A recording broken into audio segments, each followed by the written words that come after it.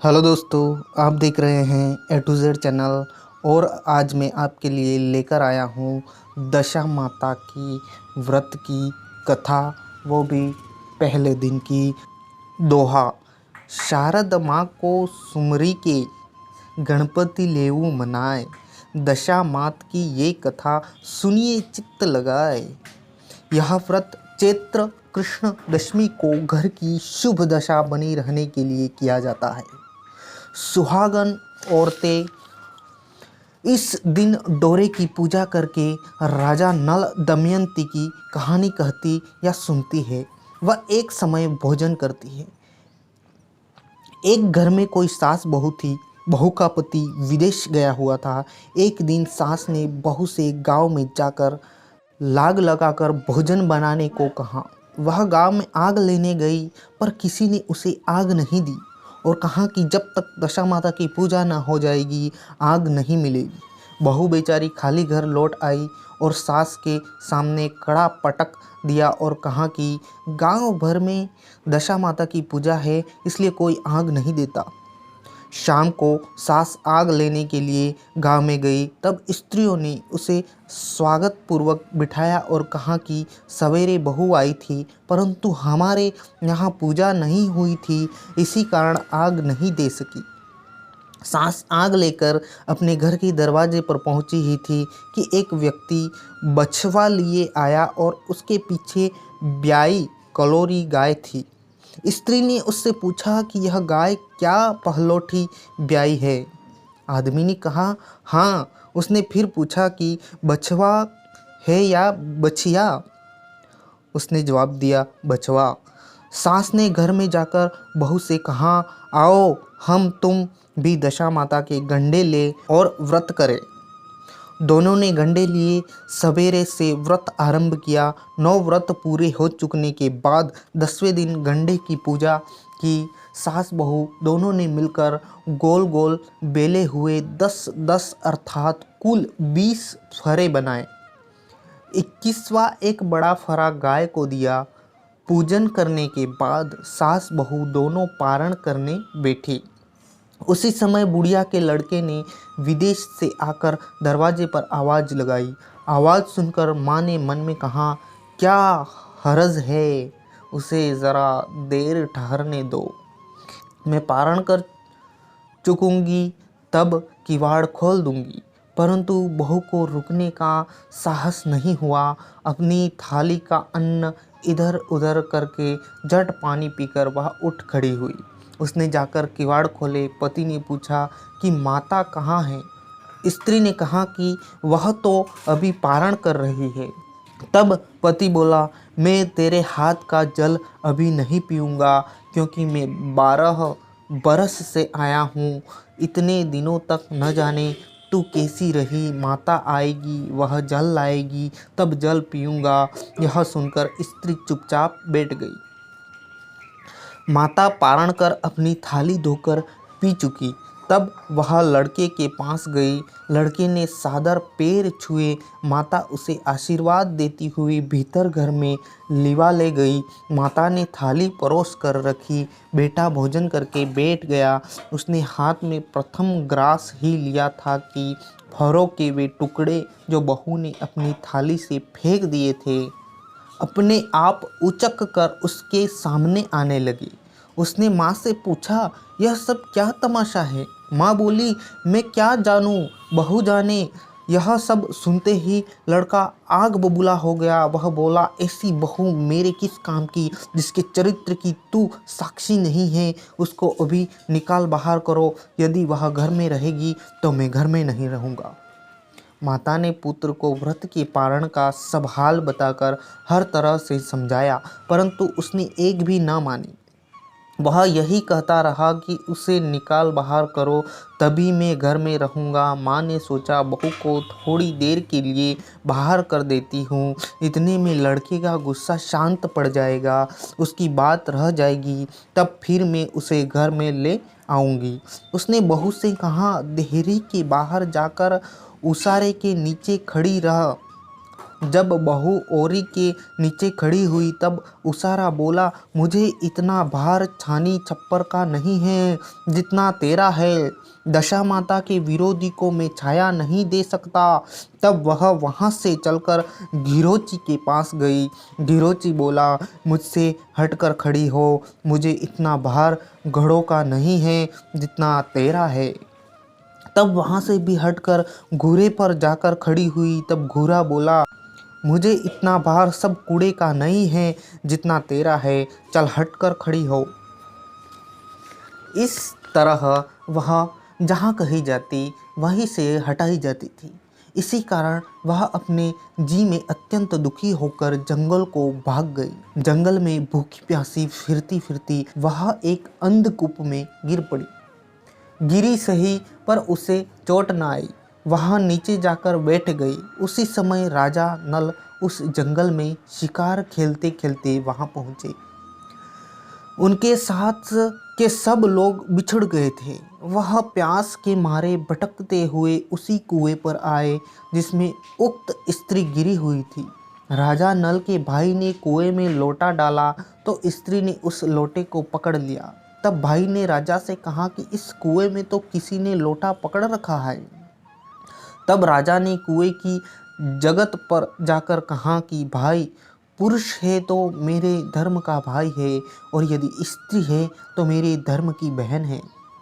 तू जो कोई भी हो बोलो, हम तुमको ऊपर निकाल लेंगे। स्त्री ने आवाज़ दी। इस पर राजा ने उसे कुएं से बाहर निकलवा लिया और वह उसे हाथी पर बिठाकर अपनी राजधानी में ले आए।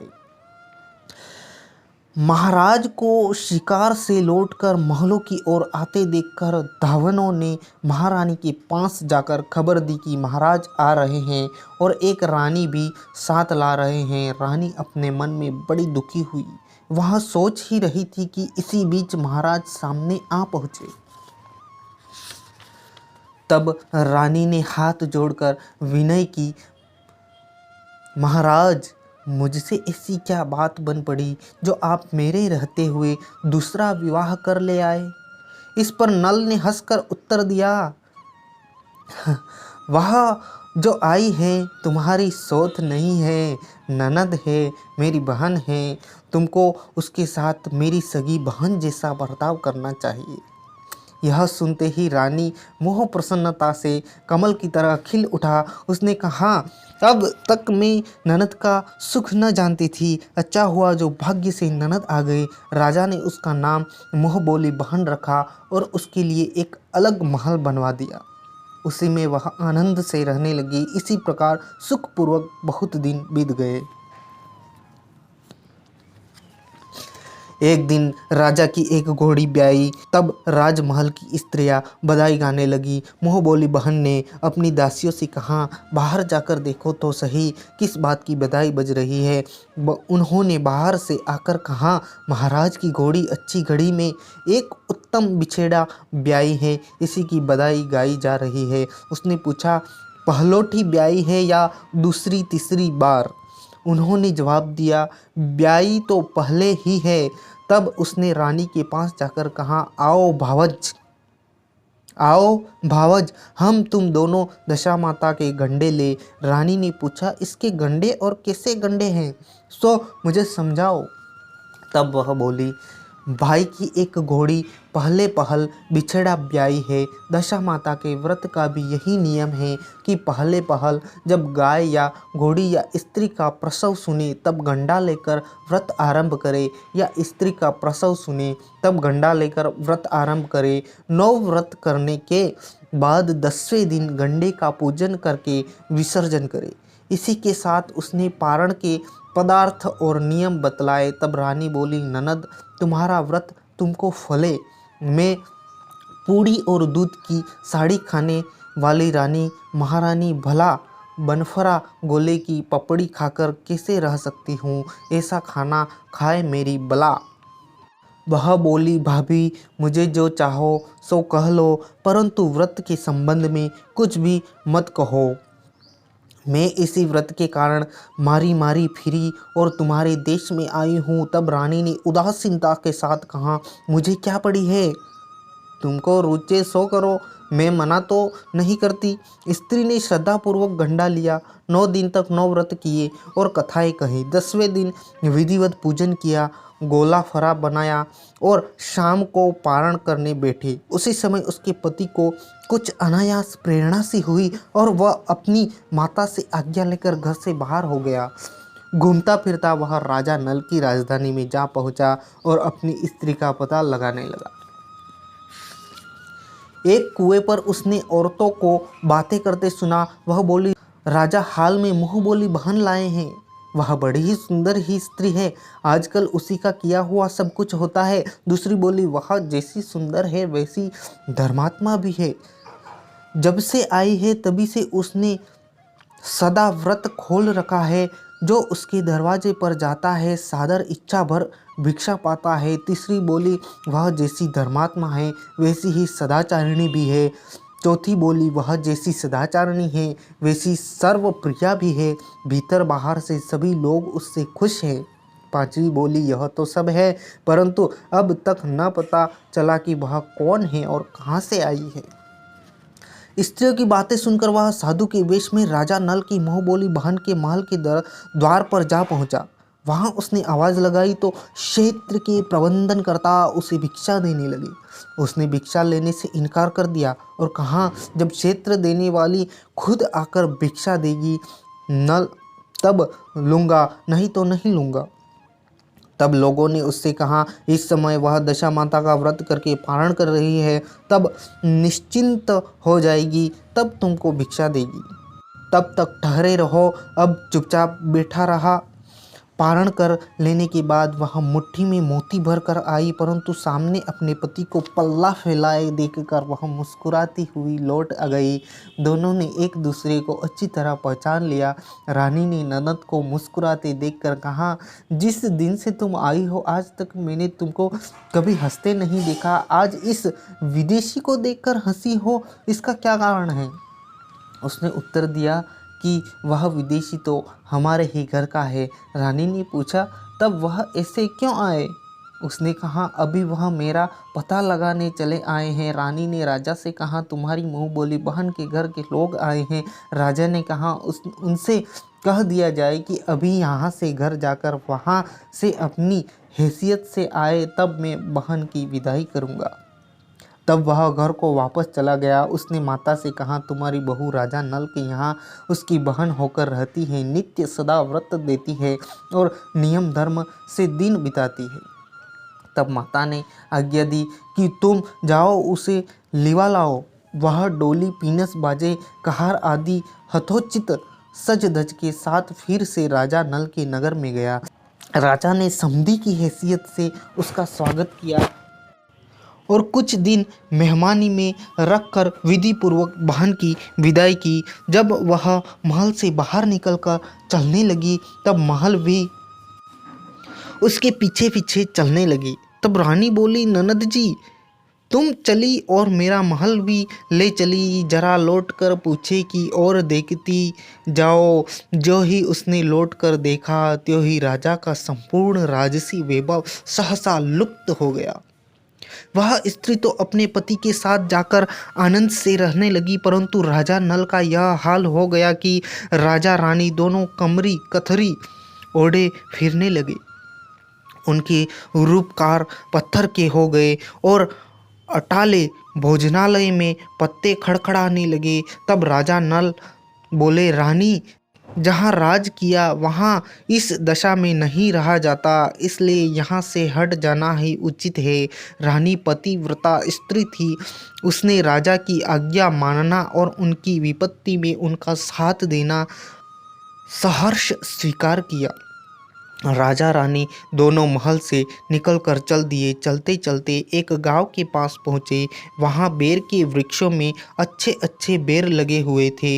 राजा रानी दोनों भूखे थे, इसलिए वह बेरों के नीचे जाकर बेर बीनने लगे, परंतु बेर लोहे के होते जाते थे। इसी तरह से राजा व रानी जो वस्तु हाथ से छू लेते थे वह कंकड़ पत्थर इत्यादि हो जाया करता था। फिर भी राजा आगे बढ़ता ही गया। रास्ते में राजा रानी बेरों की उसी जगह फेंक कर आगे बढ़े। रास्ते में उन्हें एक बनिया बनिज करके चला आता था मिला। उसने राजा नल को पहचान लिया। तब उसने राजा रानी के भोजन भर को शेर भर आटा दिया। वे आटा लेकर एक नदी के किनारे गए। वहाँ रानी भोजन बनाने लगी और राजा स्नान करने लगा। उसी नदी में मछुआरे मछलियाँ पकड़ते थे। उन लोगों ने राजा को 4 मछलियाँ भेंट की। रानी ने रोटियाँ सेक कर और मछलियाँ भून कर रखी। तब राजा आए और भोजन करने बैठे। तब रोटियाँ ईंट हो गई और मछलियाँ उछल कर नदी में चली गई। वहाँ से चलकर वे अपनी मुँह बोली बहन के यहाँ गए। बहन ने सुना कि उसके भाई भौजाई आए हैं। उसने पूछा कि कैसे आए।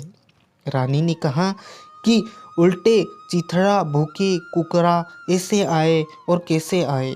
वह सुनकर उसे बड़ी लज्जा आई। उसने उन्हें एक कुम्हार के यहाँ ठहरा दिया। शाम को थाल सजाकर बहन खुद भावज से मिलने कुम्हार के घर गई। उसने सामने थाल रखा तो भावज ने कहा इस थाल में जो कुछ भी हो कुम्हार के चक्की के नीचे रख दो और चली जाओ। वह थाल का सामान चक्की के नीचे रखकर चली गई। थोड़ी देर में राजा ने आकर रानी से पूछा कहो बहन आई थी, क्या लाई थी। रानी ने कहा आई तो थी पर जो कुछ लाई थी मैंने इसे चक्की के नीचे रखवा दिया है। राजा ने जो वहाँ देखा तो कंकड़ पत्थरों के सिवा और कुछ भी नहीं था। राजा समझ गया कि यह सब कुदशा का कारण है। भला वह मेरे लिए कंकड़ पत्थर लाएगी।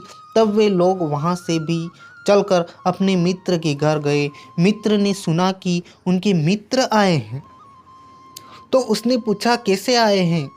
लोगों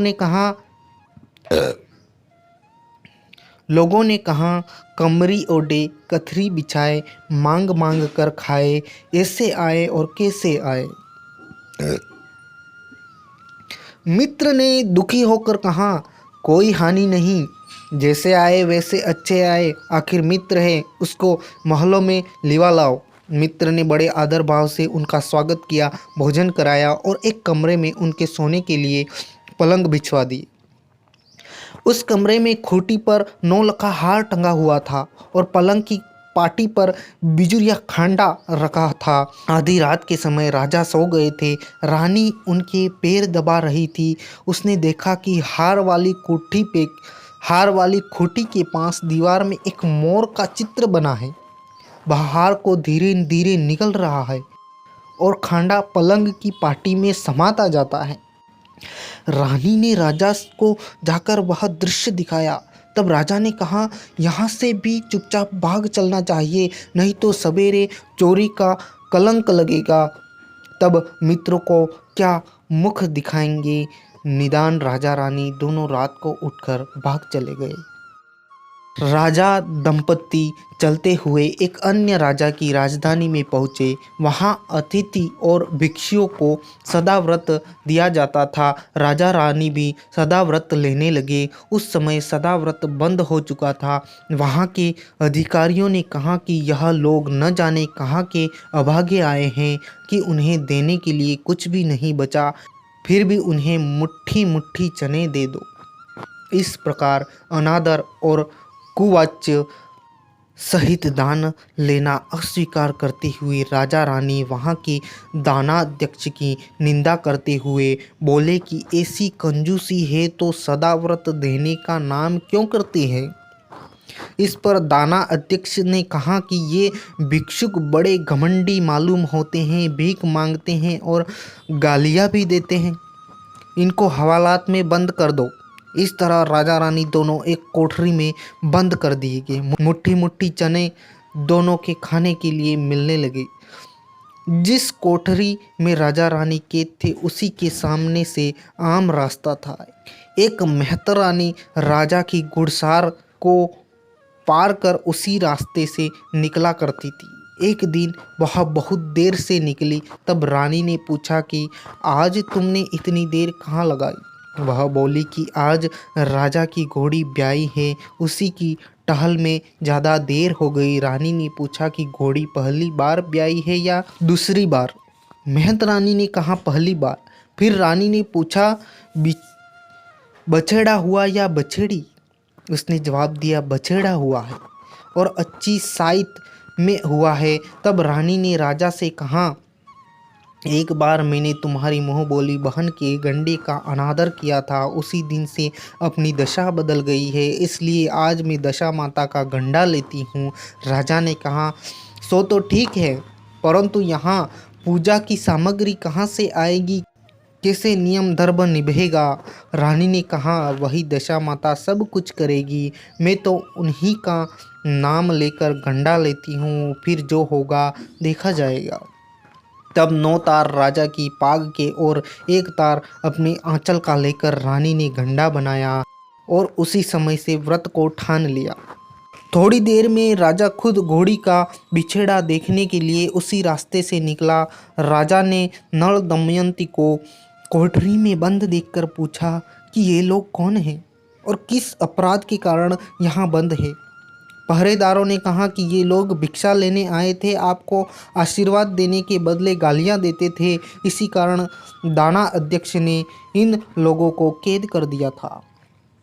राजा ने कहा कि यह तो इनका कोई अपराध नहीं है, इनको मनोनीत भिक्षा न मिली होगी, इसी से गालियां देते होंगे, इनको संतुष्ट करना चाहिए या कैद कर देना चाहिए, इनको अभी कैद से बाहर निकाल लो। राजा की आज्ञा अनुसार उसी समय नल दमयंती दोनों कोठरी से बाहर निकाले गए। राजा उनके पांच से पद्म और माथे में चंद्रमा का चिन्ह देखकर पहचान गया कि यह राजा नल है और रानी दमयंती है। अब उसने विनीत भाव से क्षमा प्रार्थना की और उन्हें हाथी पर बैठाकर अपने महल ले गया। कुछ दिन बाद उस राजा का आतिथ्य सत्कार स्वीकार करके राजा नल पूरे सज धज से अपनी राजधानी की ओर चले। पहले वह अपने मित्र के यहाँ गए। मित्र ने राजा के आने की खबर सुनकर पूछा, मित्र आए तो कैसे आए? लोगों ने कहा कि अब की बार तो ठाट बाट से, हाथी घोड़े से, डंका निशान से, पालकी पीनस से और फौज भी साथ लेकर आए हैं। मित्र ने कहा, अच्छी बात है, आने दो, मेरे तो जैसे तब थे वैसे अब हैं, आखिर मित्र हैं। राजा रानी दोनों मित्र के महल में गए। उन्होंने सादर उनका स्वागत करके उसी स्थान पर फिर से उनको डेरा दिया। वहाँ वे पहले टिके थे। आधी रात के समय राजा ने सो रहे थे, रानी पैर दबा रही थी। तब उसने देखा कि मोर का चित्र जो हार लील गया था, निगल गया था, उसने उगल रहा है और खांडा खाट की पाटी से बाहर निकल रहा है। रानी ने राजा को जगाकर दिखाया। राजा ने अपने मित्र को बुलाकर वह चरित्र दिखाया। तब मित्र बोला कि मैंने न तब तुमको चोरी लगाई थी, न अब लगाता हूँ, यह सब कुदशा का कारण था, आप निश्चिंत रहिए, मेरे मन में कोई मेल नहीं है। मित्र ने यहाँ से चलकर राजा मुँह बोली बहन के वहाँ गए। उसने जब सुना कि राजा भैया आया है तब उसने पूछा, कैसे आए? लोगों ने कहा, जैसे राजाओं के आना चाहिए वैसे आए। और कैसे आए? उसने कहा, उनको मेरे महल में आने दो। जब राजा नल का हाथी बहन के महल की ओर बढ़ा तब रानी बोली, आप बहन के घर जाइए, मैं तो उसी कुम्हार के घर जाकर ठहरूंगी जिसके यहाँ पहले टिकी थी। राजा ने कहा, जिसके कारण इतनी दुख उठाए तुम उसी से फिर झगड़ा मोल लेती हो, यह तो अच्छा नहीं करती। परंतु रानी न मानी, वह कुम्हार के यहाँ ठहरी। राजा बहन के घर चले गए। शाम को ननद भावच के लिए थाल लगाकर चली। उसने भावच के सामने जाकर थाल रख दिया। तब भावच सोने चांदी के गहने उतार उतार कर रखने लगी और कहने लगी, खाओ रे मेरे सोने रुपये के गहनों, खाओ, हम नंगे भूखे क्या खाएंगे? यह देखकर ननद बोली कि यह उपालंब और बोली, ठठोली किस पर कसती हो? मुझसे तो जो कुछ हो सका सो तब लाई थी, वह अब भी लाई हूँ। विश्वास न हो तो चक्का के नीचे तब भी देख लो। सचमुच चक्का उठाकर देखा तो उसके नीचे मणिमाणिकों का ढेर लगा था। रानी देखकर सन्न रह गई।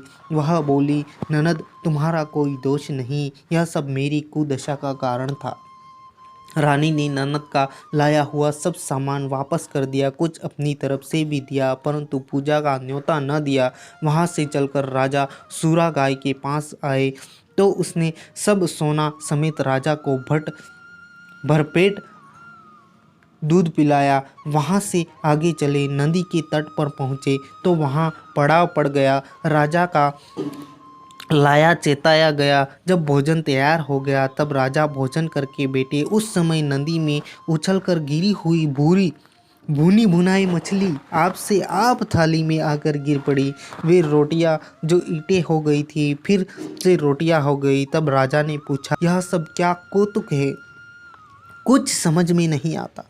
रानी बोली कि ये वही मछलियाँ और रोटियां हैं जो उस दिन अपने काम में न आई थी। मैं यदि आपसे कहती कि मछलियाँ जल में उछल गई और रोटियां ईंट हो गई तो आप नहीं मानते। इसी कारण मुझको बहाना करना पड़ा था।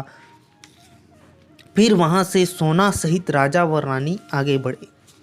जब राजा नल की फौज अपनी राजधानी के पास पहुंची तब वहाँ के लोग घबरा उठे। उन्होंने कहा कि अपने राजा पर तो विपत्ति पड़ी है, वह बाहर भटकते फिरते हैं, यह कोई शत्रु चढ़ आया है, इसको नजराना देकर मिलना चाहिए। वस्तु वे लोग हीरा मोती थालों में भरकर भरकर राजा से मिलने गांव से बाहर आए। अपने राजा को पहचान कर उनको बड़ा आनंद हुआ। वे बड़ी श्रद्धा भक्ति पूर्वक महाराज के आगे होकर उन्हें महलों में लिवा ले चले। राजा रानी ने महलों में प्रवेश करके तुरंत ही दशा माता की पूजा का प्रबंध किया और उस नगर की सब सौभाग्यवती स्त्रियों को आमंत्रित किया। भगवती के भोग के लिए सब तरह के पकवान बनाए गए। आटे की बटी हुई 10 बत्तियाँ, 10 गुड़ या शक्कर की गुजिया और 10-10 अटवाइयाँ सुहागिनों के आंचल में डाली गई। सुहागिनों का श्रृंगार आदि करके दशा माता की पूजा आरंभ हुई। कलश स्थापित होकर जोर माणिक दिया जलाया गया तो बत्ती ही न जली। तब पंडितों ने विचार करके कहा कि यदि कोई न्योता पाने वाला न्योतरे को रह गया हो तो स्मरण किया जाए, उसके आ जाने पर दीपक जल जाएगा। रानी ने कहा कि मैंने तो सभी को न्योता दिलवा दिया है, सिर्फ मुँहबोली बहन को न्योता नहीं दिया है। पंडितों ने कहा कि उसे शीघ्र बुलाइए। राजा ने अपना द्रुतगामी रथ भेजकर मुँहबोली बहन को बुलवा लिया। उसने कलश का माणिक प्रज्वलित किया। बड़ी धूमधाम से पूजा हुई। अंत में सुहागिनों को भोजन कराकर विदा कर दिया गया। उसी समय राजा ने राजा के हुक्म जारी किया कि अब मेरी प्रजा के लोग दशा माता का व्रत किया करें। भगवती दशा माता ने जैसे राजा नल के दिन फेरे ऐसे ही वह सबके दिन फेरे और सबको सुख और शांति मिले। कथा, पहले दिन की कथा यहीं पर समाप्त होती है मित्रों। और कृपया चैनल को सब्सक्राइब कर लीजिएगा ताकि आगे आने वाली 10 दिनों की कथा आपको अवेलेबल हो सके, आपको सबसे पहले प्राप्त हो सके। थैंक यू, धन्यवाद।